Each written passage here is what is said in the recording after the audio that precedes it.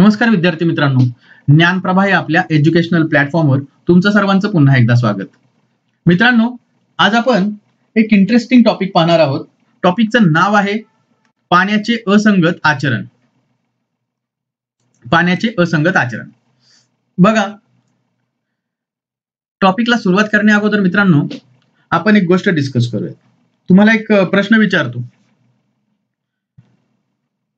बघा, पृथ्वीवर बरीच अशी ठिकाणं आहेत ज्या ठिकाणी पाण्याचं तापमान, वातावरणाचं तापमान हे 0°C पेक्षा कमी जातं. त्या ठिकाणी जलाशय देखील असतात.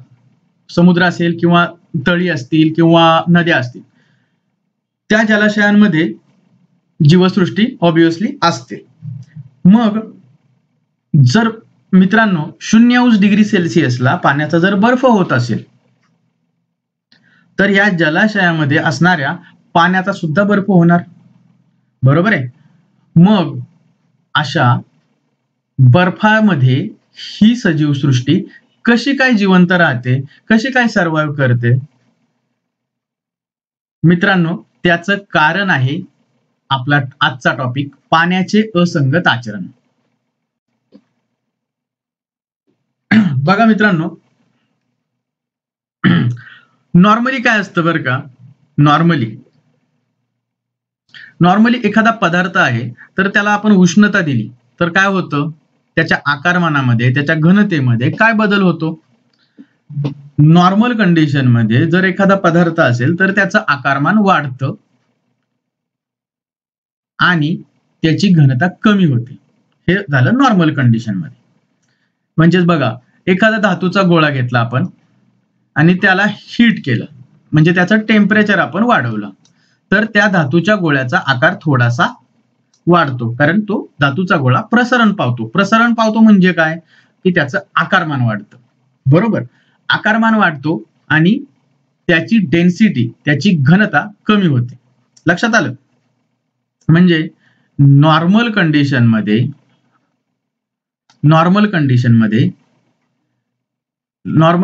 मध्ये आकारमान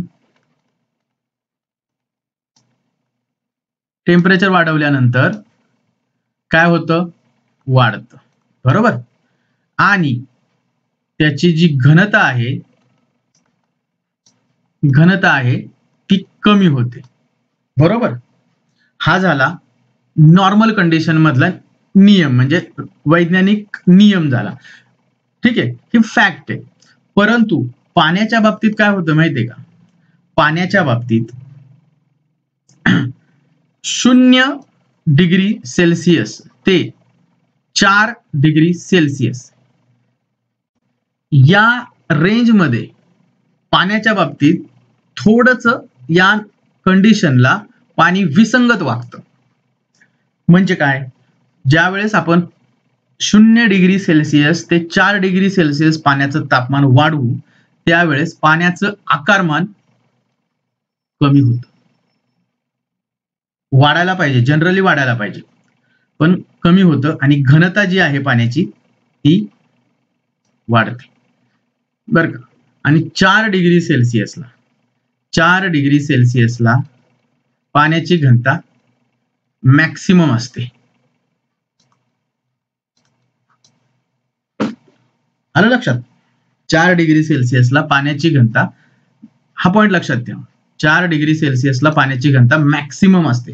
जास्तीत जास्त घनता पाण्याची 0°C ला नाही, तर 4°C ला असते. असं का होतं? तर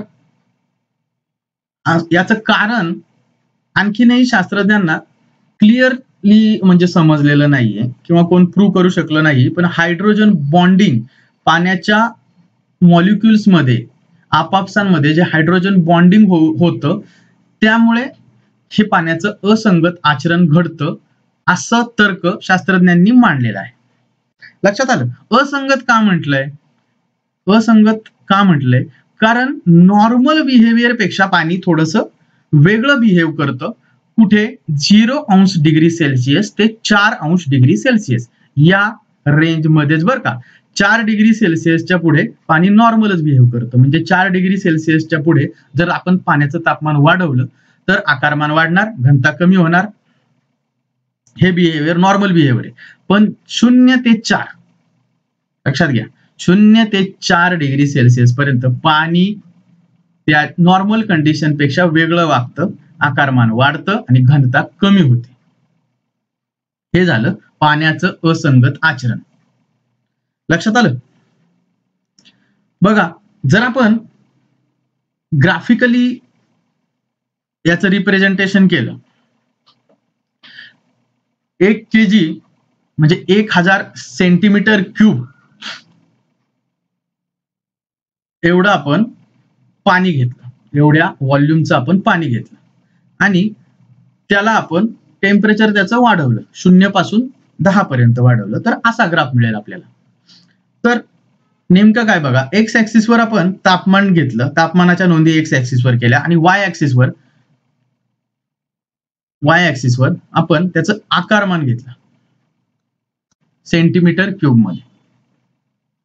0 डिग्री सेल्सिअस ज्यावेळेस तापमान आहे त्यावेळेस त्याचं आकारमान हे 1000.10 सेंटीमीटर क्यूब असेल, बरोबर, एवढं असेल.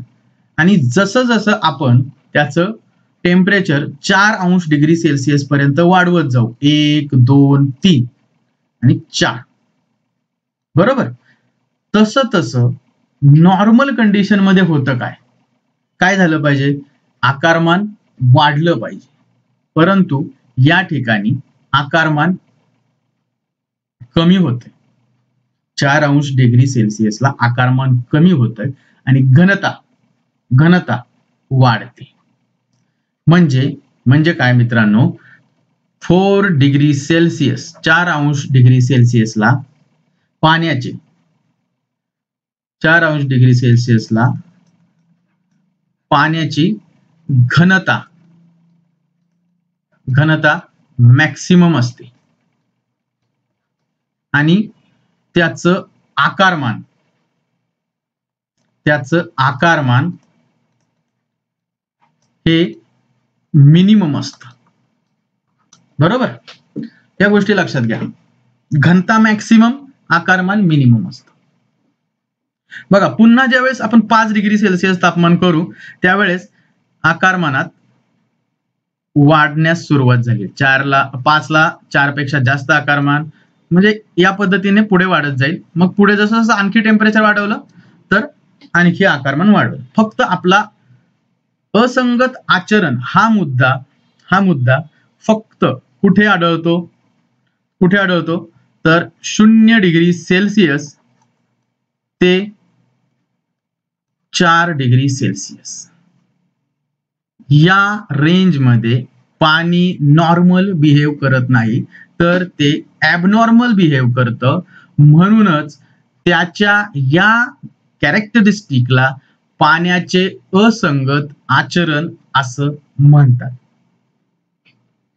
गोष्टी क्लिअर झाल्या असतील माझ्या मते.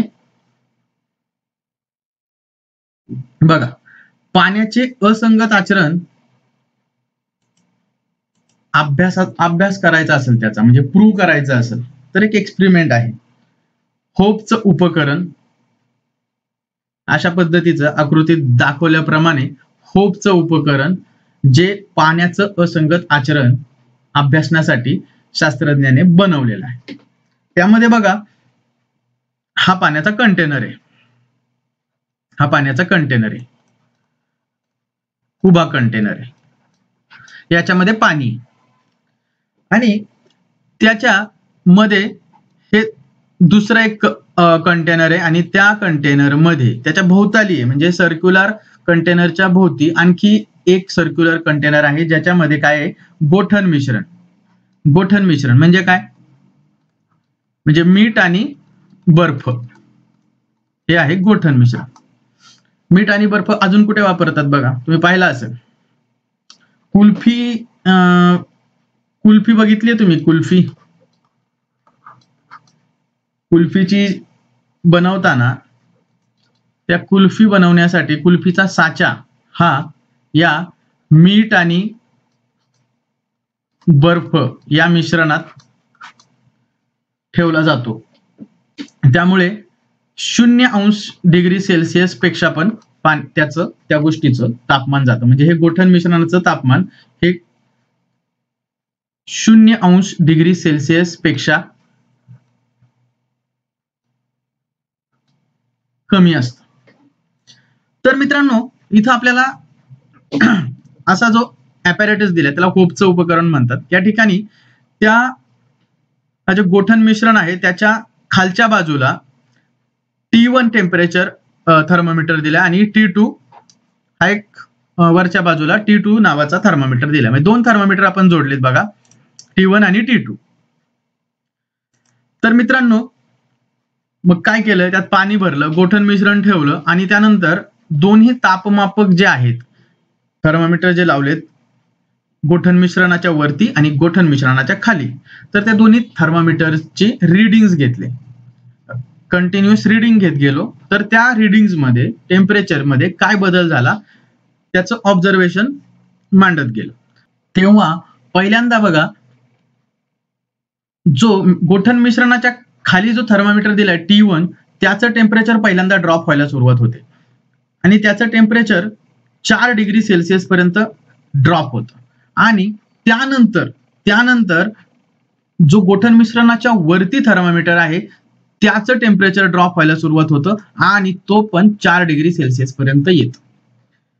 अगोदर गोठण मिश्रणाच्या खाली असलेला थर्मोमीटर आपल्याला 4°C तापमान दाखवतो आणि त्यानंतर गोठण मिश्रणाच्या वरती असलेला थर्मोमीटर आपल्याला 4°C तापमान दाखवतो. याचा अर्थ काय होतो की जशी पाण्याचं तापमान कमी होतंय तसं पाणी कंटेनरच्या खालच्या भागात जमा होतं, कारण त्याची घनता जास्त होते. आता मित्रांनो, थोडंसं लक्ष द्या, घनता जास्त होत जाते. काही काळ दोन्ही थर्मोमीटर आपल्याला 4°C तापमान दाखवतं. काही काळ असं का होतं, तर पूर्ण कंटेनर मधील पाण्याची घनता ही मॅक्सिमम होते आणि त्यानंतर पुढचं टेम्परेचर ड्रॉप आपल्याला आढळून येतं. पूर्ण कंटेनर मधलं पाणी 4°C ला आल्यानंतर त्या कंटेनर मधले म्हणजे पूर्ण एका घनतेचं पाणी त्या कंटेनर मध्ये झालं. त्यानंतर होतं काय, त्यानंतर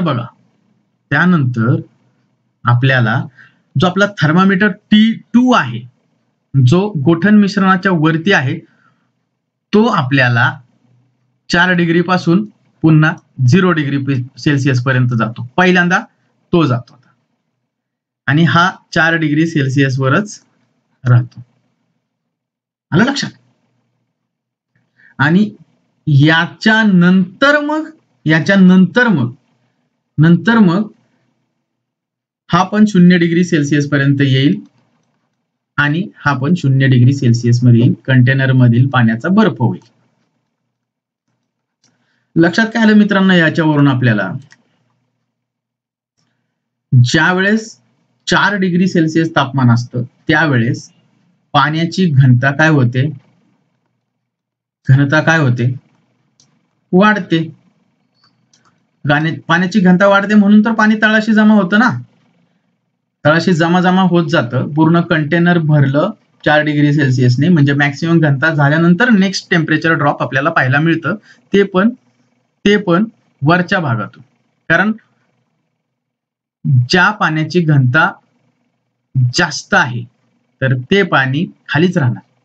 जसं 4 ते 0°C तापमान होईल तसं त्याची घनता पुन्हा वाढायला लागते. म्हणून मित्रांनो, होपच्या उपकरणा साहाय्याने आपल्याला पाण्याचे असंगत आचरण या ठिकाणी प्रूव्ह करता येते. आलं लक्षात. बघा, जसं की आपण सुरुवातीला डिस्कस केलं होतं की पृथ्वीवरील ज्या भागात तापमान 0° पेक्षा खाली जातं त्यावेळेस त्या जलचरांचं काय होतं, जलचर जे मासे आहेत, वनस्पती आहेत, त्यांचं काय होतं. बघा मित्रांनो, पाण्याच्या विसंगत आचरणामुळेच हे जे जलचर आहेत ना त्यांचं जीवन घडतं. कारण जसं जसं पाण्याचा बर्फ होतो, म्हणजे तापमान तुमचं पाण्याचं 4 डिग्री सेल्सिअस होतं ना, त्यावेळेस पाणी खाली जातं. पण बर्फ होतो, बर्फाचा थर आहे, त्याचं तापमान आहे 0 डिग्री सेल्सिअस. आणि जे एन्व्हायरमेंटचं तापमान आहे ते 0 डिग्री सेल्सिअस किंवा कमी असेल, काही जरी असेल. पण पाण्याचा बर्फ झाल्यावरच्या आणि जास्त घनता वाढल्यामुळे 4 डिग्री सेल्सिअसचं तापमानाचं पाणी खाली असणार आहे, बर्फाच्या खाली. म्हणजे या पाण्याचा बर्फ होणार नाहीये, लक्षात आलं. आणि बर्फाचा थर फक्त वरतीच राहणार आहे. म्हणजे सरफेसला बर्फाचा थर राहिला आणि पाण्यामधील जीवन अबाधित राहिलं. लक्षात आलं. हा निसर्गाचा चमत्कार आहे बघा. पाण्याचं असंगत आचरण कशा करता, कसं तुम्हाला म्हणजे निसर्गाने कसं तयार केलंय बघा. पाण्याचे असंगत आचरण घडतं, त्यामुळे पाण्यामधील जी जीवसृष्टी आहे ती सुरक्षित राहते. आहेच ना. खरंच इंटरेस्टिंग आहे ना. ठीक आहे मित्रांनो, अशाच नवीन नवीन व्हिडिओमध्ये आपण पुन्हा भेटूयात. व्हिडिओ आवडला असेल तर व्हिडिओला लाईक करा, व्हिडिओ शेअर करा आणि आपलं चॅनेल सबस्क्राईब करा. तोपर्यंत धन्यवाद.